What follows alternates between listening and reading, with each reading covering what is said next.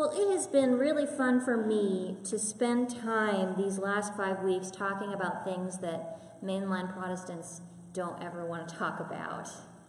Witches and demons and healing and resurrection, and of course, the book we treat like it's on fire, Revelation. Tell me what you know about Revelation. First of all, not Revelations. It never has an S at the end. Never, never, never. It's just Revelation. What do you know? You're not going to get like demerits or anything for saying something wrong. What do you know about Revelation? The Left Behind series with Kirk Cameron. Or now Nicolas Cage, right? He was in the remake. Four Horsemen. Do you remember which ones? Do you remember what the Four Horsemen are? The football players at Notre Dame. Okay. I don't know much about college football, so if there's a joke there, I missed it. It's my fault. Death, war, pestilence, famine. I only know that because I've read Good Omens by Neil Gaiman. What else do you know about Revelation? Apocalypse. There shall be no more tears. You're cheating, I just read that. But you're right, there's no more tears. There's a tree of life at the end. There's a river that comes out. Anything else? Dragons. Yes. It's the nativity story. It's the Christmas story in Revelation. It has a dragon in it. There's a remnant, 144,000. There's a rapture. Funny story, there's no rapture in Revelation. Surprise. Huh? So Revelation is one of those books we don't ever want to talk about. And I get it. Because if you've ever read Revelation, it's one weird thing after the other, right? The 666, nobody mentioned that. Or the mark of the beast. And that's why everybody's like really afraid of like radio frequency implants. Maybe I just was super close to fundamentalism at some point in my life that I know that. But we think we know what Revelation is. We've been told a certain thing, like, you know, this president is the Antichrist, except the last president was the Antichrist, except the president before that was the Antichrist, and definitely the Pope at one point was totally the Antichrist. There's a lot of disinformation. And I would put Revelation there with the Da Vinci Code and things that we know so little about and think we know so much about that we just put it down. We don't talk about it. So thanks for giving me time to talk about it this morning. But first, the story. 2 years ago, a beach in Mumbai called Versova was essentially a landfill. Pictures of it from that time show people standing on the shores of the beach, their legs sinking knee-deep into garbage. And in some places, the garbage was even deeper than that. They could measure it at 5.5 feet tall. I am 5.5 feet tall in these shoes. So, trash up to here. But 2 years ago, someone got tired of it. A community activist and lawyer named Afroz Shah started picking up trash. But not just him. He mobilized his whole community, and they worked day after day, week after week, month after month for 2 years picking up trash, 11,684,500 pounds of trash, to be exact. And they didn't just pick up trash. They cleaned upstream rivers. They put systems in place to prevent future trash from accumulating. They taught the locals about sustainable trash management. They cleaned 52 public toilets. They planted 50 coconut trees, and they still have plans to plant mangrove trees on the coastlines to help prevent flooding and improve water quality. This effort, which earned this man Shah the Champion of the Earth Award through the UN, hasn't just benefited humans, though. After decades of absence, olive ridley turtles are back on the beaches. Now, olive ridley turtles have always laid eggs in that area, but those babies had been unable for years to climb through the trash to get to the water. This year, 80 babies were spotted waddling through clear sand towards the Arabian Sea. The journey from wreckage to renewal touches us really deeply because we know how much wreckage surrounds us.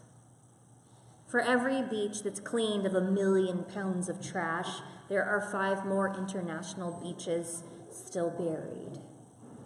Now, the United States may have cleaner beaches than other countries, but we still have an addiction to wasteful consumption that produces 250 million tons of trash a year, only 1/3 of which we actually recycle. And it's not just that trash is unsanitary. It's that that level of trash reveals that there is something deeply wrong with us, that there is something deeply broken in the systems of human life. It has taken decades of deliberate training and messaging to create us, a populace wholly unaware of how products are made, maintained, shipped, and disposed of after they're used, of how our consumption affects creation. And it's not just that the mountains of trash we produce are rotting and making us all sick. It's that the rot reveals there is a moral rot deep in us, deep in our systems, accumulated moral trash that is choking out all life. No wonder whenever we see a video like Afroz Shah cleaning up a beach, we share it immediately to everyone we know because it is a vision of a world that we want and are afraid that we will never actually have.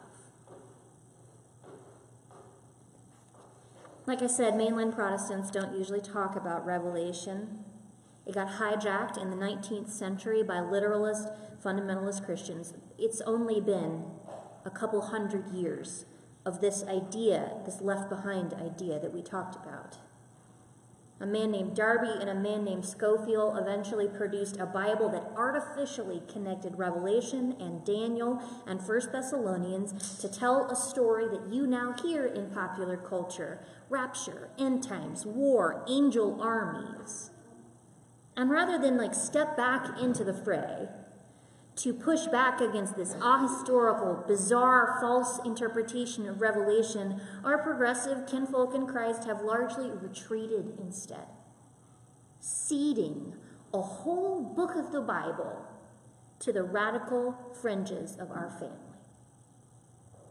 And it has been an incalculable loss for us, for the whole world, in fact, that in our fear and in our uninformed revulsion, we lost a book that at its root is deeply and profoundly about hope.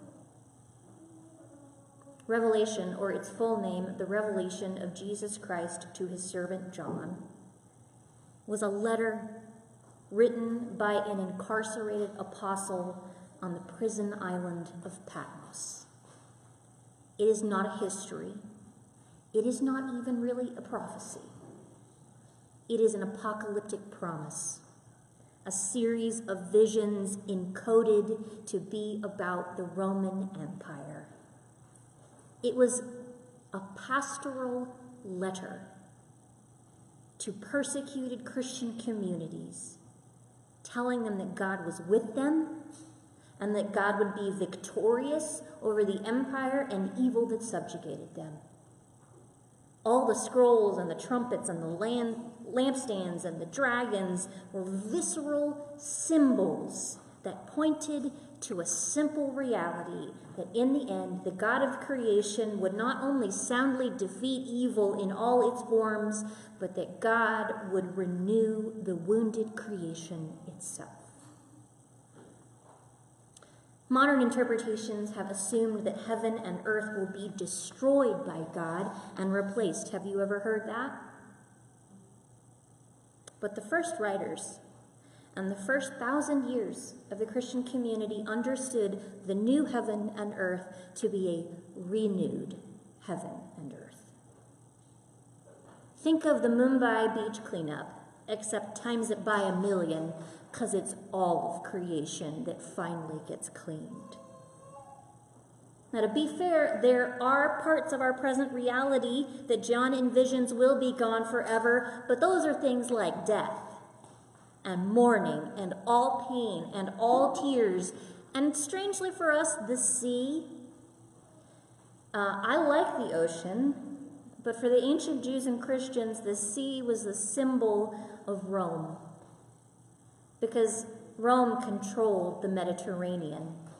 And because they controlled the Mediterranean, they controlled the political and the economic. So no more sea means no more Rome. The sea passes away because Rome will no longer have the power to exploit anyone, anymore, anywhere, because this is the newly redeemed creation. And contrary to popular apocalyptic opinion, God's plan for this world is not annihilation, and it never has been. Why would God destroy the very creation that Genesis tells us is purposed, loved, and named as good? Why would God destroy that? No, goodness stays. Evil, moral trash that has accumulated against God's good creation, that's what has to be gotten rid of. And Revelation 21 is a promise that human arrogance, the violent empire oppression, the power of Rome to deceive nations, the faithless compromise of things that call themselves churches, all of that is trash that will be purged. That God in the end will lift a creation gasping for its breath under the weight out of all that chokes it. Admittedly, that may feel like hope too much. Too much hope to actually have. A future? Can you imagine?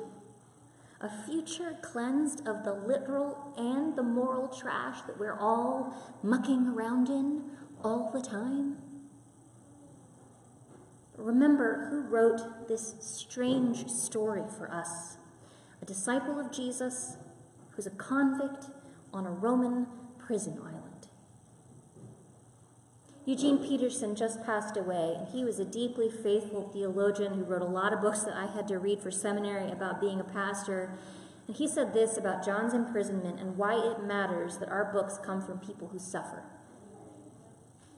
He said the most important theologians have done their thinking and writing about God in the middle of the world, in the thick of all the action.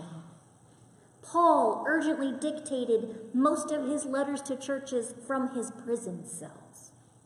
Augustine, who was a pastor to a people who were experiencing the chaos and the breakup of the Roman Empire itself. Karl Barth was arbitrating labor disputes and preaching to prisoners. Dietrich Bonhoeffer was leading a fugitive existence in Nazi Germany. And I would add, James Cone was transforming how we understand the cross in the middle of the civil rights movement. Hope out of the mouth of one who has never suffered and never been marginalized and never known loss is not really hope, is it? It's just platitudes. We know what that feels like. We've all heard those. But hope out of the mouth of the one who's in the thick of pain, the one who is literally still wearing the shackles of an empire, the one who is bleeding on the blood-soaked margin, that's real hope. It is deep truth that anchors us when all the other false hopes have blown away. Revelation is wild hope. It's mind-blowing hope. It's desperate hope. And in these days, I can think of nothing more vital to us than the hope preached by a convict, snuck out to his churches in code under the very noses of his captors. Not just because we maintain hope that God will renew creation, that's great news, but because this tells us that the renewing of creation begins because God is coming to live with us. Salvation here is not a return to Eden, is not a retreat back to nature. It is a city that descends from and with God. In John's vision, the final hope is not that we die and go to heaven. It's that heaven and God come here to earth. We often speak about salvation as going away, but this testimony, this hopeful apocalypse, is that heaven comes to us and it comes to the cities. I guess I would preach this differently if we were in rural Texas. Previously in Revelation, cities have been described as places of temptation and compromise, of persecution and suffering, and it's not wrong. That's not wrong, is it? I mean, we know that that's true about cities. Think about Houston. We have sprawling encampments of our neighbors struggling with chronic housing shortages who are constantly being moved by cops because nobody wants to see homeless people.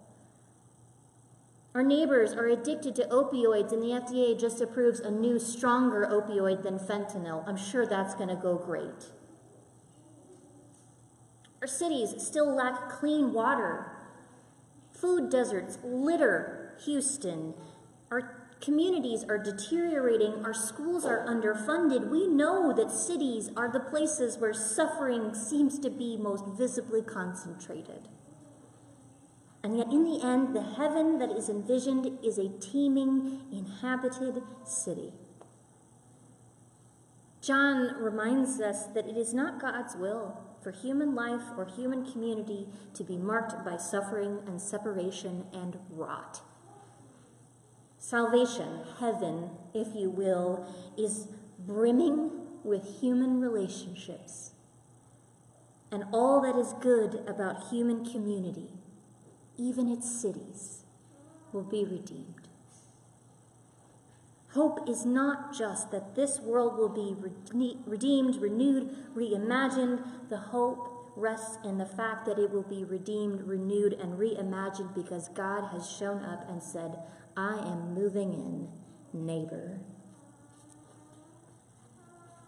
For too long, Christians have imagined heaven as a place to escape to. For too long, we have narrated the life of faith as just biding our time until we can get away from this actual garbage fire. But that escapism, that vision of a future that disconnects us from the creation that is now, is not what Revelation or what Isaiah or what Jesus has desired from us. Do you hear every week when we pray the Lord's Prayer, heaven as on earth as in heaven? Past, present, and future are all intertwined in the heart of God. Those who have died, those who live now, those who will come after us are all participants in what Jesus called the kingdom of heaven that is on its way, just not quite here yet. And in no small way, when we commit to sticking here, to living in our cities, to living amongst our neighbors, we are preparing this world for the day when God's ultimate victory and arrival come. Because when we are committed to renewal and recreation and reimagination and rededication, heaven is made manifest. When we clean up beaches, heaven is there.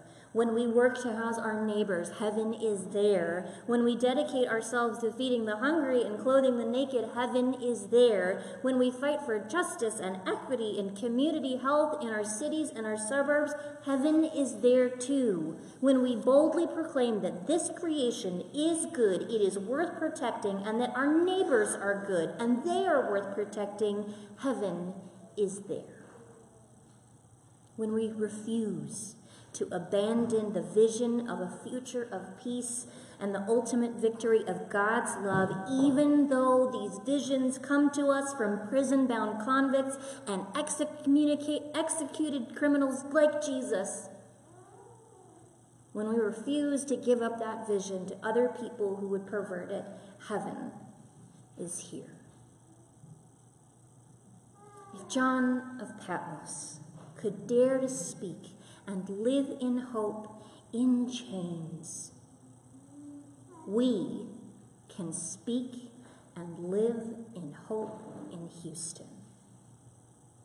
We can commit to the work of Jesus, making the future promise of God's presence with us a present reality.